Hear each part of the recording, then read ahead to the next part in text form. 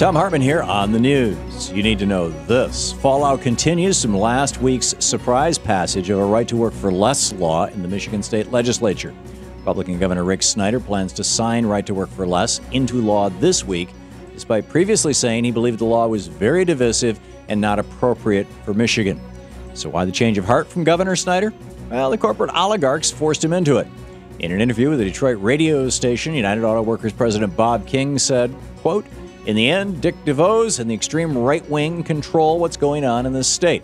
The Koch brothers Americans for Prosperity was in there, and there was a lot of money pushing for the passage of this legislation, threatening the governor, threatening the different representatives," end quote. In other words, the corporatocracy, and not the elected democracy in Michigan, is responsible for passing this state's new right-to-work for less law. Meanwhile, the Detroit Free Press, a newspaper that endorsed Snyder in 2010, has now turned on him.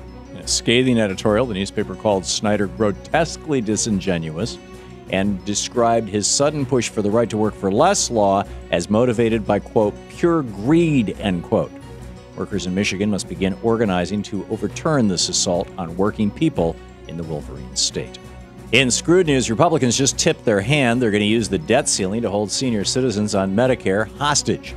In an interview with Fox News on Sunday, prominent Senate Republican Bob Corker said Republicans plan to use the upcoming debt ceiling debate as leverage to force cuts to insurance programs like Medicare. Corker said the Republicans know they have the debt ceiling. The leverage is going to shift to our side, where hopefully we'll do the same thing they did last time, and that is if the president wants to raise the debt limit by $2 trillion, we get $2 trillion in spending reduction, and hopefully this time it will be mostly oriented toward entitlement. Republicans have been purposefully misleading the American people about what the debt ceiling is, claiming that by raising it, the president will have unlimited money to continue spending. In reality, raising the debt limit just gives the U.S. Treasury the authority to pay off the debts that the nation has already racked up, like Bush's 2 wars and his Medicare Part D prescription drug program and his tax cuts, which were never paid for. The debt limit is about paying off the nation's credit card, not spending more money on that credit card. By using the debt limit as a political tool, Republicans are questioning the credit of the United States and threatening to turn us into a deadbeat nation. In the best of the rest of the news, student activism is alive and well in America. Several students at New York's Cooper Union University are occupying a building at the school to protest the school's plans to start charging tuition.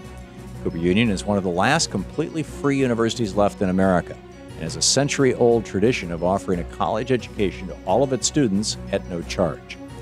But when admission administration at the school threatened to begin charging tuition for graduate programs, students rebelled.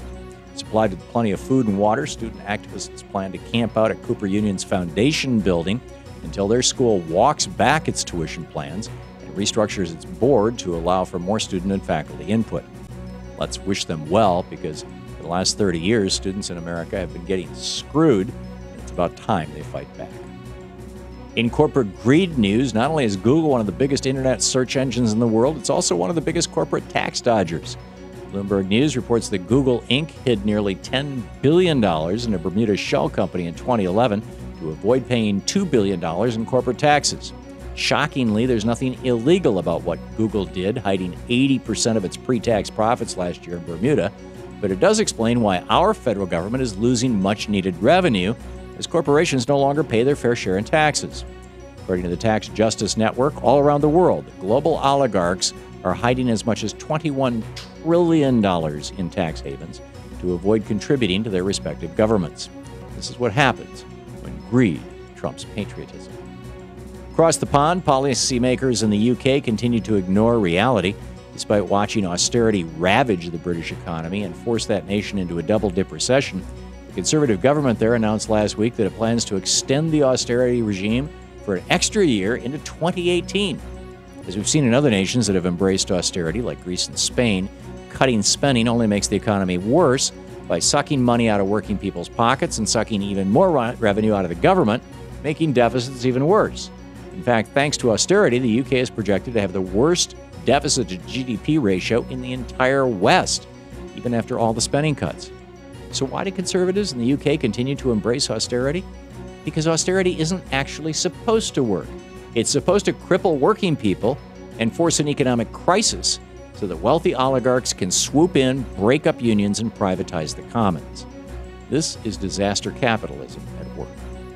And finally, now that marijuana is legal in Washington state and soon to be legal in Colorado, the American people want the federal government to get the hell out of the way. According to a new Gallup poll, 64% of respondents said they want the feds to leave the states alone and not enforce federal laws that still consider marijuana illegal. Only 1/3 of Americans wanted the federal government to intrude on this issue. President Obama can embrace progressive reform against Nixon's failed drug war by doing just one thing over his next term, and that's to do absolutely nothing and let Washington state and Colorado do their thing. And that's the way it is today, Monday, December 10th, 2012.